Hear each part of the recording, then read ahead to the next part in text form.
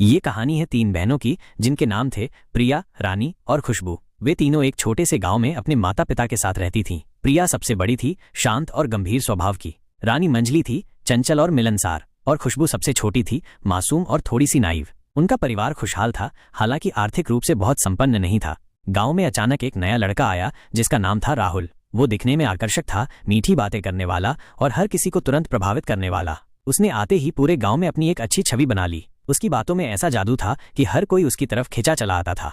सबसे पहले राहुल की नजर पड़ी रानी पर। रानी अपने चंचल स्वभाव के कारण राहुल की बातों में जल्दी आ गई। राहुल ने उसे सपने दिखाए, भविष्य की बातें की और प्यार का इजहार किया। रानी, जो कभी प्यार में नहीं पड़ी थी, उसकी बातों में पूरी तरह से फंस गई। वे छिप छिप कर मिलने लगे और उनका रिश्ता गहरा होता गया। रानी को लगा कि उसे उसका सच्चा प्यार मिल गया है और वो राहुल के साथ अपनी जिंदगी बिताने के सपने देखने लगी। राहुल ने रानी को शादी का वादा भी किया, जिससे रानी की खुशी का ठिकाना न रहा। समय बीतता गया और रानी के व्यवहार में बदलाव आने लगा। वो गुमसुम रहने लगी और उसका चेहरा उतरा हुआ रहने लगा। प्रिया, जो अपनी बहनों को बहुत अच्छी तरह समझती थी, ने रानी से कई बार बात करने की कोशिश की, लेकिन रानी ने कुछ नहीं बताया। धीरे धीरे रानी की तबीयत बिगड़ने लगी और एक दिन जब वो बेहोश हो गई तो परिवार उसे डॉक्टर के पास ले गया। डॉक्टर ने जांच के बाद बताया कि रानी गर्भवती है। यह खबर सुनकर पूरे परिवार पर वज्रपात हो गया। माता पिता सदमे में थे। प्रिया को राहुल पर शक हुआ, क्योंकि वो जानती थी कि रानी राहुल के अलावा किसी और से बात भी नहीं करती थी। उन्होंने रानी से सच्चाई उगलवाने की कोशिश की तो रानी ने रोते हुए बताया कि राहुल ही बच्चे का बाप है और उसने शादी का वादा भी किया था।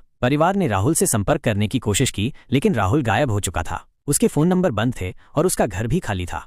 रानी टूट गई थी, उसकी दुनिया उजड़ गई थी। परिवार पर बदनामी का पहाड़ टूट पड़ा था। ऐसे में प्रिया ने हिम्मत बांधी। उसने अपनी बहन को सहारा दिया और पूरे परिवार को संभाला। लेकिन कहानी यहीं खत्म नहीं हुई थी। कुछ हफ्ते बाद खुशबू भी अजीब व्यवहार करने लगी। वो अक्सर गुमसुम रहती, अपने कमरे में बंद रहती और किसी से बात नहीं करती। प्रिया को शक हुआ, क्योंकि उसे राहुल के बारे में सब पता चल चुका था। उसने खुशबू से सख्ती से पूछा तो खुशबू ने भी रोते हुए बताया कि राहुल ने उसे भी अपने जाल में फंसाया था। राहुल ने रानी से संबंध रखने के बावजूद खुशबू को भी मीठी मीठी बातें की थीं, उसे प्यार का झांसा दिया था और उससे भी शारीरिक संबंध बनाए थे। खुशबू अपनी मासूमियत और राहुल के धोखेबाज स्वभाव के कारण उसके बहकावे में आ गई थी। गनीमत ये रही कि खुशबू गर्भवती नहीं थी।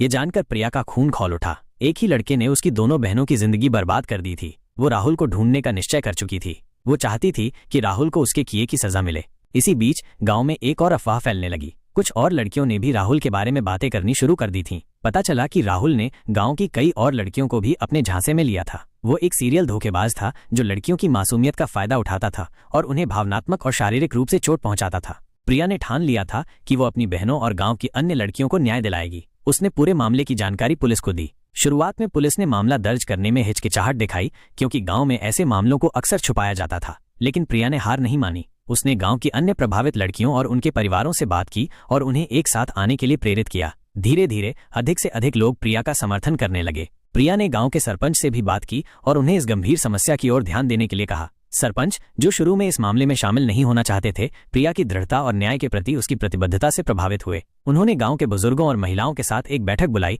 जहां राहुल के किए गए अपराधों पर खुलकर चर्चा हुई। इस सब के बावजूद राहुल का कोई सुराग नहीं मिल रहा था। वो गांव छोड़कर फरार हो चुका था। प्रिया को लगा कि राहुल को ढूंढना अब मुश्किल होगा, लेकिन उसने हिम्मत नहीं हारी। उसने स्थानीय समाचार पत्रों और चैनलों से भी संपर्क किया और इस कहानी को उजागर करने का अनुरोध किया। मीडिया के हस्तक्षेप से ये कहानी राष्ट्रीय स्तर पर पहुंच गई और राहुल की तलाश और तेज हो गई।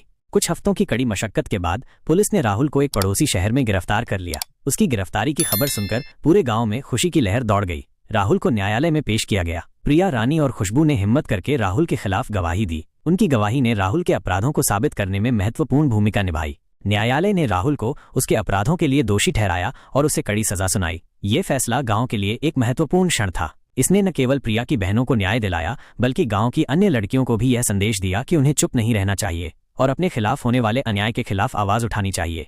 राहुल को सजा मिलने के बाद प्रिया ने अपनी बहनों को फिर से जीवन में आगे बढ़ने में मदद की। रानी ने अपने बच्चे को जन्म दिया। शुरुआत में समाज और परिवार ने उसे अपनाने में कुछ हिचकिचाहट दिखाई, लेकिन प्रिया के निरंतर समर्थन और दृढ़ता ने अंततः सभी को रानी और उसके बच्चे को स्वीकार करने पर मजबूर कर दिया। प्रिया ने रानी को समझाया कि गलती राहुल की थी, उसकी नहीं, और उसे अपने बच्चे के साथ एक नई शुरुआत करनी चाहिए। खुशबू भी धीरे धीरे इस सदमे से उबरने लगी। प्रिया ने उसे मनोवैज्ञानिक परामर्श लेने में मदद की और उसे फिर से खुद पर विश्वास करने के लिए प्रोत्साहित किया। खुशबू ने अपनी पढ़ाई जारी रखी और अपनी जिंदगी में कुछ अच्छा करने का फैसला किया। यह कहानी प्रिया की हिम्मत, दृढ़ता और अपनी बहनों के प्रति उसके अगाध प्रेम की कहानी है। उसने न केवल अपनी बहनों को एक धोखेबाज प्रेमी के चंगुल से बचाया, बल्कि पूरे गांव को यह भी सिखाया कि अन्याय के खिलाफ खड़े होना कितना महत्वपूर्ण है। इस घटना ने गांव में एक नई जागृति पैदा की, जहां लड़कियों और महिलाओं को अपने अधिकारों के प्रति अधिक जागरूक किया गया और उन्हें किसी भी प्रकार के शोषण के खिलाफ आवाज उठाने के लिए प्रोत्साहित किया गया। इस घटना के बाद गांव में लड़कियों की शिक्षा और सशक्तिकरण पर अधिक ध्यान दिया जाने लगा। महिला संगठनों ने गांव में जागरूकता कार्यक्रम आयोजित किए, जहां लड़कियों को आत्मरक्षा और ऐसे धोखेबाजों से बचने के बारे में सिखाया गया। प्रिया इस बदलाव की एक प्रेरक शक्ति बन गई। उसने अपनी जिंदगी दूसरों की मदद करने में लगा दी और एक सामाजिक कार्यकर्ता के रूप में उभरी। प्रिया, रानी और खुशबू ने एक साथ मिलकर अपने अतीत की कड़वाहट को पीछे छोड़ दिया और एक नई जिंदगी की शुरुआत की। रानी ने अपने बच्चे को पाला पोसा और उसे एक मजबूत और आत्मनिर्भर व्यक्ति बनाया। खुशबू ने अपनी पढ़ाई पूरी की और एक सफल करियर बनाया। और प्रिया, जिसने अपनी बहनों के लिए इतनी लड़ाई लड़ी, गांव और आसपास के क्षेत्रों में महिलाओं के अधिकारों की प्रतीक बन गई। ये कहानी एक दुखद घटना से शुरू हुई थी, लेकिन इसने एक परिवार को मजबूत बनाया और पूरे गांव में सकारात्मक बदलाव लाए। ये हमें सिखाती है कि चाहे कितनी भी मुश्किलें क्यों ना आए, हमें कभी हार नहीं माननी चाहिए और अन्याय के खिलाफ हमेशा खड़े रहना चाहिए। प्यार में धोखा एक दर्दनाक अनुभव हो सकता है, लेकिन ये जरूरी है कि हम इससे उबरें और अपने जीवन को फिर से बनाएं।